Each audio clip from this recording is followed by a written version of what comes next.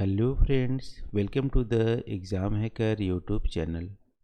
दोस्तों, आज के इस वीडियो में हम लोग क्या डिस्कस करने वाले हैं।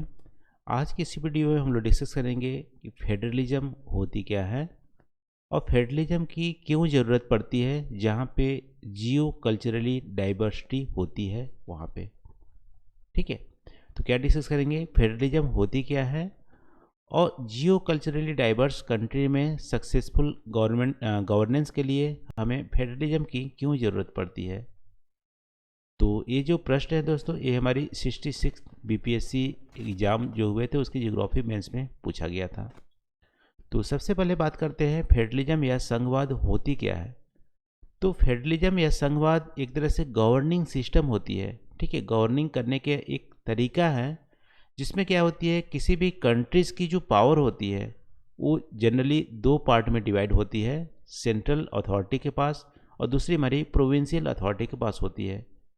और जो पावर का जो डिवीजन होता है, ठीक है, वो हमारी एक तरह से कॉन्स्टिट्यूशन या उसके संविधान में लिखित होता है, वो फिक्स्ड होता है, उसको आप इसको डाइल्यूट ईजिली नहीं कर सकते हैं।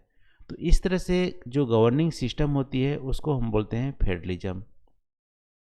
जैसे इंडिया की बात करेंगे तो इंडिया एक तरह से यहाँ पे फेडरल गवर्नमेंट काम करती है। जो नेशनल गवर्नमेंट है वो अलग ही उनकी पावर है, उसकी यूनियन लिस्ट से वो पावर डिराइव करती है। और स्टेट जो गवर्नमेंट है वो हमारी स्टेट लिस्ट है, उसमें जो लिस्टिंग हुई है उससे पावर डिराइव करती है। और दोनों ही कॉन्स्टिट्यूशन में हमारे यहाँ पे मेंशन है। तो यहाँ पे एक तरह से फेडरल गवर्नमेंट है। इस तरह से गवर्निंग सिस्टम को हम बोलते हैं फेडरलिज्म। और फेडरलिज्म या संघवाद में जो सेंट्रल गवर्नमेंट होती है वो क्या करती है, जो पूरे एरिया यानी कंट्रीज़ की जो कॉमन इंटरेस्ट होते हैं, नेशनल सिक्योरिटी हो गया, फॉरेन अफेयर हो गया, कम्युनिकेशन हो गया, ये जो हमारी कॉमन इंटरेस्ट है वो हमारी सर्व करती है। इसको बोलते हैं हम सेंट्रीपिटल फोर्स। तो सेंट्रीपिटल फोर्स पे हमारी सेंट्रल जो अथॉरिटी होती है उस गवर्नेंस फेडरलिज्म में उस वो वहाँ पे काम करती है। दूसरी जो प्रोविंशियल गवर्नमेंट होती है वो हमारी लोकल लेवल पे जो डे टू डे का रिक्वायरमेंट होता है लोकल पॉपुलेशन का, तो उसको वहाँ पे सर्व करती है। इसको बोलते हैं हम सेंट्रीफ्यूगल फोर्स। तो इस तरह से फेडरलिज्म को आप यहाँ पे डिफाइन कर सकते हो कि फेडरलिज्म हमारी एक गवर्निंग सिस्टम होती है जिसमें किसी भी कंट्रीज़ की जो पावर होती है जनरली दो पार्ट में डिवाइड होती है। एक सेंट्रल अथॉरिटी के पास होती है जो हमारी सेंट्रीपिटल फोर्स की तरह काम करती है, दूसरी प्रोविंशियल गवर्नमेंट के पास होती है जो सेंट्रीफ्यूगल फोर्स की तरह काम करती है। और दोनों की पावर वेल डिफाइन होती है और वहाँ पे एक रिटन कॉन्स्टिट्यूशन भी होता है। तो इस तरह से गवर्निंग सिस्टम को हम संघवाद बोलते हैं या फेडरलिज्म बोलते हैं। अब हम दूसरे पार्ट के क्वेश्चन में चलते हैं। यहाँ पे आपको पूछ रहा है कि फेडरलिज्म क्यों ज़रूरी होता है हमारा जियो कल्चरली डाइवर्स कंट्रीज में। अभी हम लोग देखें फेडरलिज्म में दो स्तर की हमारी गवर्नमेंट होती है और दो स्तर की गवर्नमेंट का जो पर्पस है वो अलग अलग है। ठीक है, नेशनल लेवल की जो गवर्नमेंट होती है वो कॉमन इंटरेस्ट जो कंट्रीज़ की है उसको सर्व करती है और जो प्रोविंशियल गवर्नमेंट होती है वो लोकल लेवल का सर्व करती है। अब देखो, जहाँ पे जिस कंट्री में जियो कल्चरली डाइवर्सिटी है, जैसे इंडिया की बात करोगे तो इंडिया में जियो कल्चरली बहुत ज़्यादा डाइवर्सिटी देखने मिलती है। जियो का मतलब यहाँ पे जियोग्राफिकल टर्म्स में, कल्चर का मतलब यहाँ पे कल्चर के टर्म्स में। तो इंडिया की बात करेंगे तो इंडिया सिर्फ जियोग्राफिकल के टर्म्स में आप देखोगे तो डाइवर्स कंट्री बहुत ज़्यादा है यहाँ पे।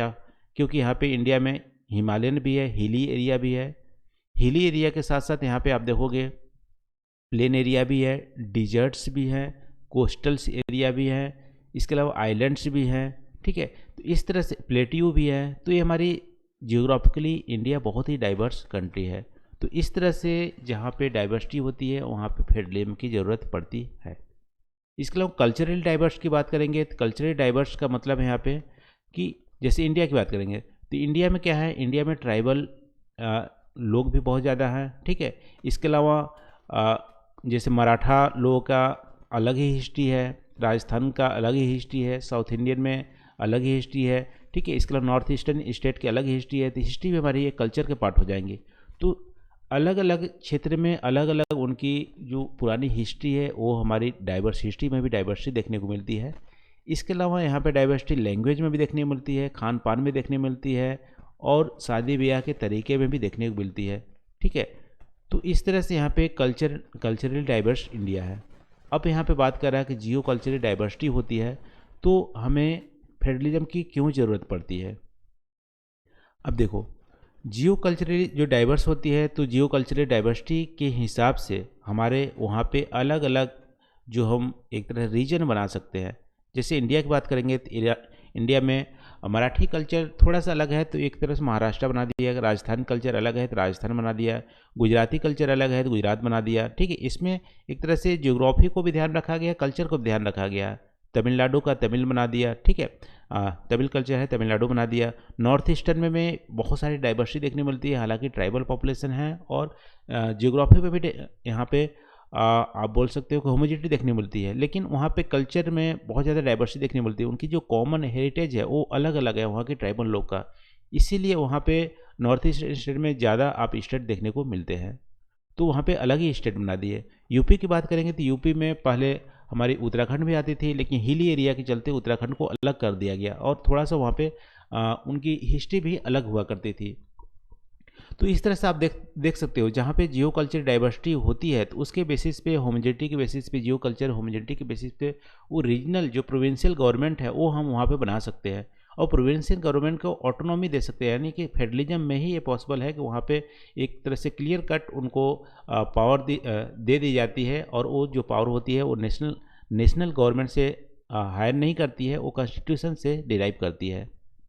तो इस तरह से जियो कल्चरल डाइवर्सिटी में जो लोकल लेवल की जो एस्पिरेंट है वो हमारी प्रोविंशियल गवर्नमेंट है वो हमारी सर्व करते हैं।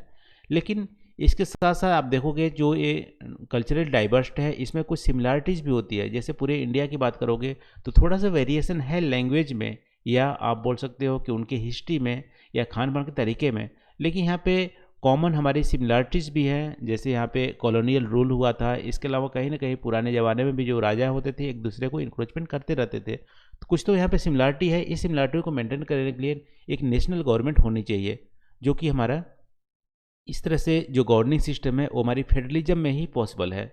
ठीक है, तो फेडरलिज्म ही हमारी एक सक्सेसफुल गवर्नेंस के लिए हमारी जियो कल्चरल डाइवर्स कंट्री में हमारी ज़रूरत होती है। इस तरह से आप इसको यहाँ पे पॉइंट वाइज आप यहाँ पे लिख सकते हैं। ठीक है, कि जो हमारी जियो कल्चरल डाइवर्स कंट्री में जो लोकल लेवल की जो गवर्नमेंट होती है वो लोकल लेवल की जो कल्चर है उसको सर्व करती है, लोकल लेवल के जो जियोग्राफिकल नीड्स हैं उसको सर्व करती है।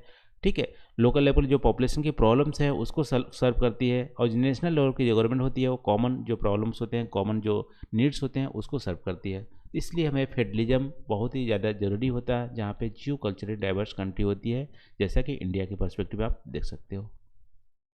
तो इस क्वेश्चन को इस तरह से आप यहाँ पे अटेम्प्ट कर सकते हैं। तो आज के लिए बस नहीं दोस्तों, आई होप यहाँ पे वीडियो आपको अच्छी लगी होगी। तो थैंक यू फॉर वॉचिंग, मिलते हैं अगले वीडियो में नए टॉपिक के साथ। थैंक